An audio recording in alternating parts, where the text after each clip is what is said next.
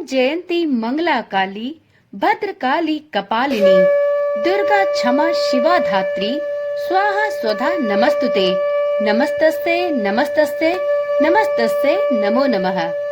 ओम नमः शिवाय। जय श्री कृष्णा। आप सभी दुर्गा भक्तों को चैत्र नवरात्रि की अत्यंत हार्दिक शुभकामनाएं। नवरात्रि के 5वें दिन श्री दुर्गा सप्तशती का 9वां एवं 10वां अध्याय सुना और पढ़ा जाता है। आज की वीडियो में हम सभी साधकगण श्री दुर्गा सप्तशती के 9वें एवं 10वें अध्याय का श्रवण करेंगे।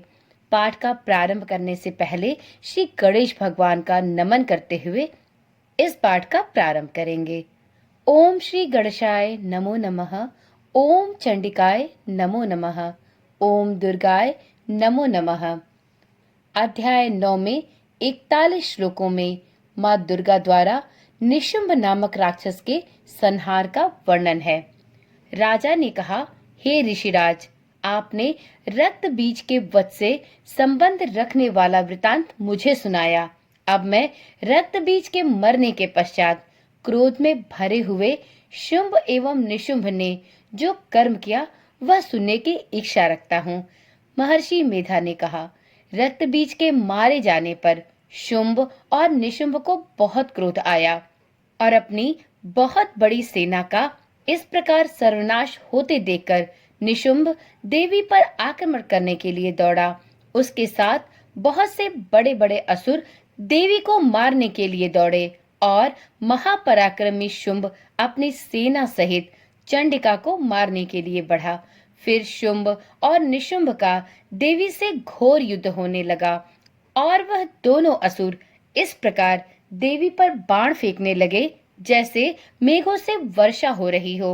उन दोनों के चलाए हुए बाणों को देवी ने अपने बाणों से काट डाला और अपने शस्त्रों की वर्षा से उन दोनों दैत्यों को अत्यंत चोट पहुंचाई।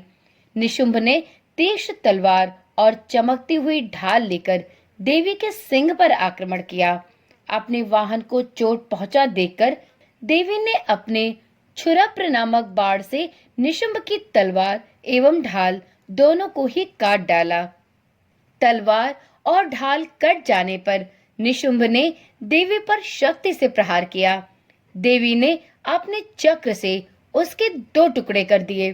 फिर क्या था, दैत्य मारे क्रोध के जल भुन गया और उसने देवी को मारने के लिए उनकी ओर शूल फेंका, किंतु देवी ने अपने मुक्के से उसको चूर चूर कर डाला।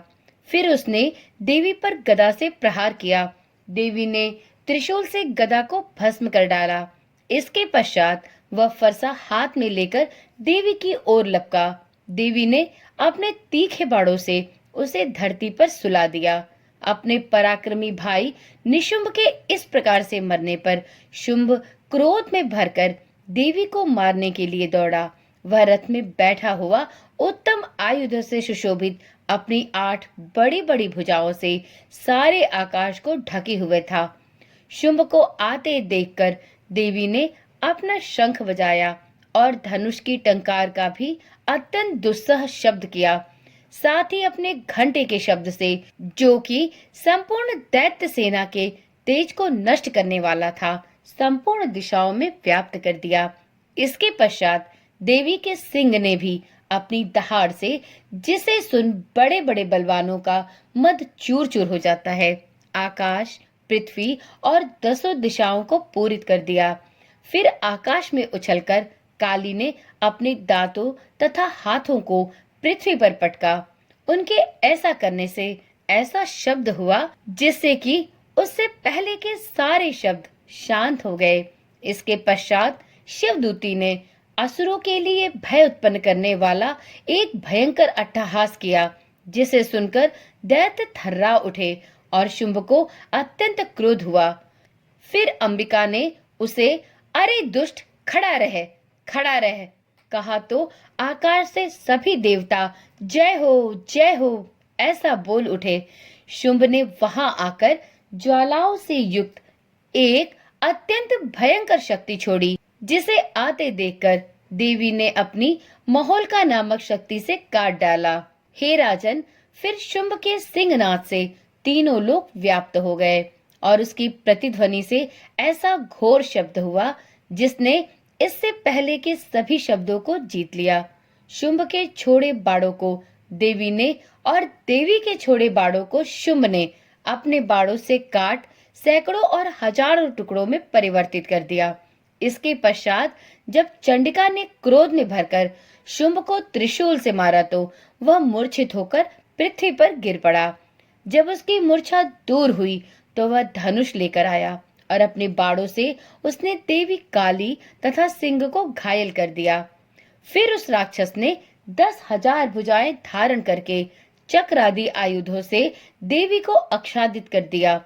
तब भगवती दुर्गा ने कुपित होकर अपने बाड़ों से उन चक्रों तथा बाड़ों को काट डाला। यह देखकर निशुंभ हाथ में गदा लेकर चंडिका देवी को मारने के लिए दौड़ा। उसके आते ही देवी ने तीक्ष्ण धार वाले खड्ग से उसकी गदा को ही काट डाला। उसने फिर त्रिशूल हाथ में लिया।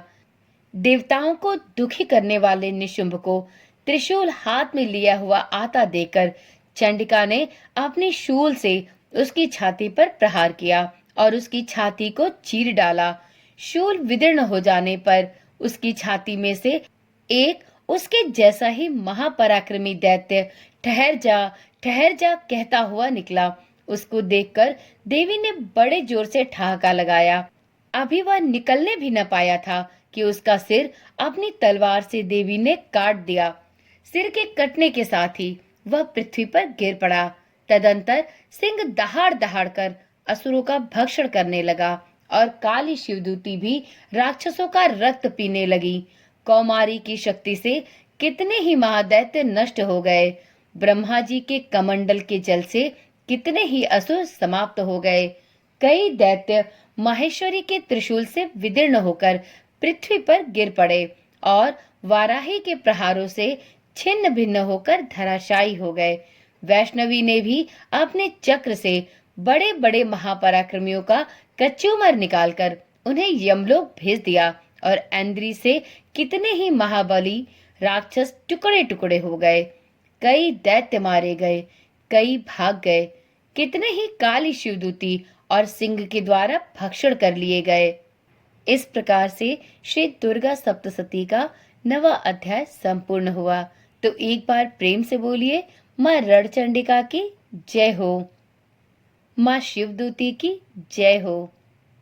गणेश भगवान का नमन करते हुए श्री दुर्गा सप्तशती के 10वें अध्याय का श्रवण प्रारंभ करते हैं। तो एक बार प्रेम से बोलिए, ओम श्री गणेशाय नमो नमः, ओम चंडिकाय नमो नमः, ओम दुर्गाय नमो नमः।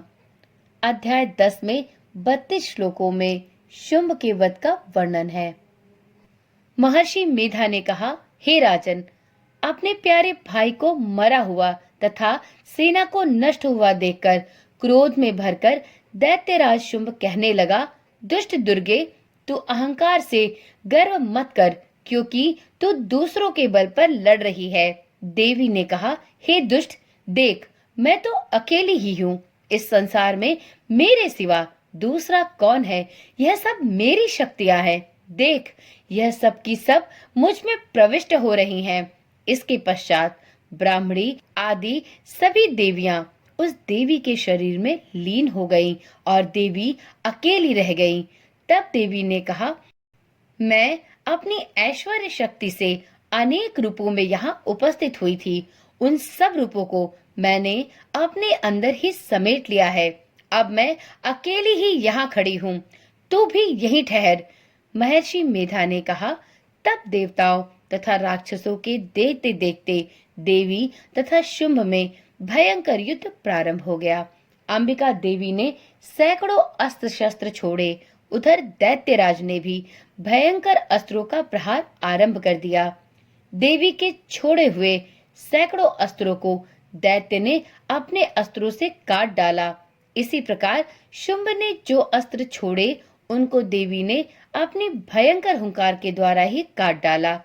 दैत्य ने जब सैकड़ों बाढ़ छोड़कर देवी को ढक दिया तो क्रोध में भरकर देवी ने अपने बाणों से उसका धनुष नष्ट कर डाला। धनुष कट जाने पर दैत्येंद्र ने शक्ति चलाई लेकिन देवी ने उसे भी काटकर फेंक दिया। फिर दैत्येंद्र चमकती हुई ढाल लेकर देवी की ओर दौड़ा, किंतु जब वह देवी के समीप पहुंचा तो देवी ने अपने तीक्ष्ण बाणों से उसकी चमकने वाली ढाल को भी काट डाला। फिर दैत्येंद्र का घोड़ा मर गया, रथ टूट गया, सारथी भी मारा गया। तब वह भयंकर मुद्गर लेकर देवी पर आक्रमण के लिए चला, किंतु देवी ने अपने तीक्ष्ण बाणों से उसके मुद्गर को भी काट दिया। इस पर दैत्य ने क्रोध में भरकर देवी की छाती में बड़े जोर से एक मुक्का मारा। दैत्य ने जब देवी को मुक्का मारा तो देवी ने भी उसकी छाती में जोर से एक थप्पड़ जड़ा। थप्पड़ खाकर पहले तो दैत्य पृथ्वी पर गिर पड़ा, किंतु वह तुरंत ही उठ खड़ा हुआ। फिर वह देवी को पकड़कर आकाश की ओर उछला और वहां जाकर दोनों में युद्ध होने लगा। वह युद्ध ऋषियों और देवताओं को आश्चर्य में डालने वाला था। देवी आकाश में दैत्य के साथ बहुत देर तक युद्ध करती रही। फिर देवी ने उसे आकाश में घुमाकर पृथ्वी पर गिरा दिया। दुष्ट आत्मा दैत्य पुनः उठकर देवी को मारने के लिए दौड़ा। तब उसको अपनी ओर आता हुआ देखकर देवी ने उसकी छाती विदीर्ण करके उसको पृथ्वी पर पटक दिया। देवी के त्रिशूल से घायल होने पर उस दैत्य के प्राण पखेरु उड़ गए और उसके मरने पर समुद्र, द्वीप, पर्वत और पृथ्वी सब कांपने लग गए। तदंतर उस दुष्टात्मा के मरने से संपूर्ण जगत प्रसन्न एवं स्वस्थ हो गया तथा आकाश निर्मल हो गया। पहले जो उत्पात सूचक मेघ और उल्कापात होते थे वह सब अब शांत हो गए। उसके मारे जाने पर नदियां अपने ठीक मार्ग से बहने लगी। संपूर्ण देवताओं का हृदय हर्ष से भर गया और गंधर्वियां सुंदर गान गाने लगी। गंधर्व बाजे बजाने लगे और अप्सराएं नृत्य करने लगी। पवित्र वायु बहने लगी। सूर्य की कांति अब स्वच्छ हो गई। यज्ञशालाओं की बुझी हुई अग्नि अपने आप प्रज्वलित हो उठी तथा चारों दिशाओं में शांति फैल गई। तो इस प्रकार से श्री दुर्गा सप्तशती का 10वां अध्याय संपूर्ण हुआ।